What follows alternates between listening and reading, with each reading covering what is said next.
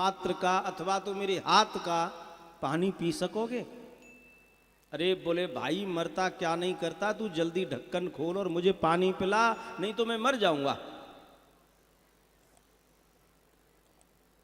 आपत्ति काले मर्यादा नास्ति शास्त्रों में लिखा है, पर साहब शास्त्रों में ये कहीं नहीं लिखा कि ऊंच नीच का भेद हम तुम लोगों में पैदा हो। ये कहीं नहीं लिखा। ये किसने बनाया? पता नहीं किसने बना दिया, किसने थोप दिया। जिसे हम बिरादरी में जाति में नीचा मानते हैं उससे दान ले लेंगे, धन ले लेंगे, सूखी सामग्री ले लेंगे, कोई अपराध नहीं लगेगा, कोई हमारे कार्य में कहीं भी कोई अपवित्रता नहीं फैलेगी। लेकिन उसको मंदिर में नहीं घुसने देंगे, उसे मंच पर नहीं चढ़ने देंगे। उससे क्या होगा? हमारा मंच अपवित्र हो जाएगा, हमारी मंदिर की मर्यादा भंग हो जाएगी।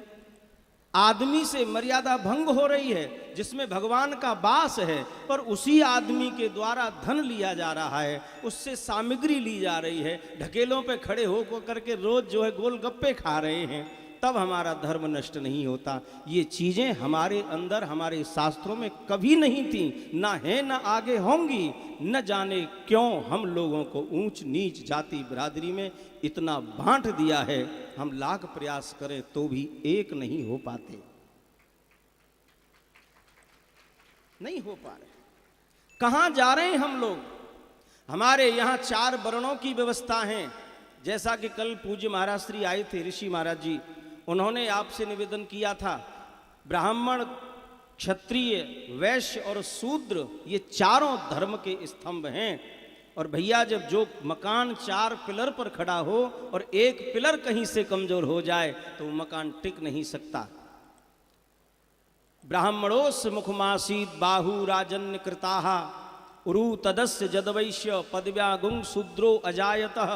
वेद कहता है भगवान के श्रीमुख से ब्राह्मण प्रकट हुआ है, भगवान की भुजाओं से क्षत्रिय प्रकट हुआ है, भगवान के उदर से वैश्य प्रकट हुआ है और भगवान के श्री चरणों से शूद्र प्रकट हुआ है। एक ही बाप की संतान, छोटा बड़ा उम्र में हो सकता है, पर साहब वैसे आप छोटा बड़ा कैसे कर सकते हो? जो पहले जन्मा वो बड़ा, जो बाद में जन्मा वो छोटा, जो उसके बाद जन्मा और छोटा, और जो सबसे बाद में जन्मा वो सबसे छोटा। केवल जन्म के कारण हम लोग छोटे बड़े हैं, ऊंच नीच नहीं। छोटा हो सकता है, बड़ा हो सकता है, पर ऊंच नीच का जो भेद हम लोगों में कूट कूट के भरा हुआ है, ये कहीं भी शास्त्र में लिखा नहीं है। या तो हम कहें कि राजनीति के शिकार हो रहे हैं हम, या हम ये कहें कि अलग अलग जो पंथों पर हम लोगों को भटका रहे हैं उनके शिकार हो रहे हैं। सत्य को स्वीकारिए, एक दूसरे का साथ दीजिए और एक दूसरे से प्रेम करिए। आज हमारी समाज इतनी विघटन में बट चुकी है, इतना विकार और हमारी समाज का खंडन हो चुका है कि हम कहीं भी एक नहीं हो पाते। इसका कारण हम बहुत दूर हो गए। जिनको हम दूषित विचारों के कारण छोटा मान रहे हैं, नीचा मान रहे हैं, उन्होंने तुम्हारे साथ खड़ा रहना छोड़ दिया, तुम्हारे साथ बैठना छोड़ दिया, तुम्हारे कोई भी कार्य में सम्मिलित होना छोड़ दिया। अरे इससे बड़ी शर्म की बात क्या होगी? हमारे इष्ट और देवताओं तक को उन्होंने त्याग दिया, उन्होंने अपना अलग मार्ग बना लिया।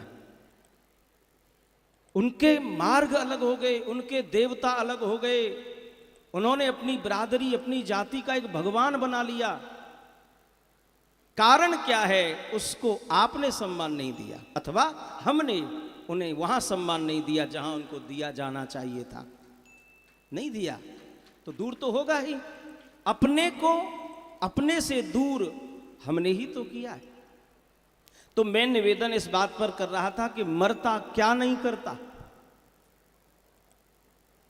बेटा के जब प्राण निकलने लगे तो राजा ने एक बार भी विचार नहीं किया कि लकड़हारा है, लकड़ी काटने वाला है, जिसको मेरे दरबार में तो क्या पूरे भवन में कहीं भी स्थान नहीं मिलता। आज उससे कह रहा है कि तू जल्दी अपने पात्र का ढक्कन खोल और मुझे जल पिला भैया, तू मेरे प्राण बचा, नहीं तो मैं मर जाऊंगा। उसने कहा महाराज जब आपको कोई आपत्ति नहीं है तो मुझे तो बिल्कुल भी आपत्ति नहीं है, और आप हमारे राजा हैं, हमारे किसी भी कार्य से आपके प्राण बच सकते हैं, तो हम तो अपना जीवन देकर भी प्राण बचाएंगे आपके। प्रेम करिए, छोटों को प्रेम दीजिए, सम्मान मिलेगा। प्रेम नहीं दोगे तो आपको सम्मान प्राप्त नहीं हो सकता। इसलिए प्रेम दीजिए, छोटों को प्रेम दो, चाहे वो किसी भी तरह से छोटा है, उसको प्रेम चाहिए, प्रेम से सम्मान प्राप्त होता है। अब महाराज लकड़हारे ने वो अपना पात्र निकाला, पात्र निकाल करके राजा को जल पिलाया, और जल पीते ही राजा आहा, ऐसे समझो जैसे मनुष्य को प्राण मिल गए।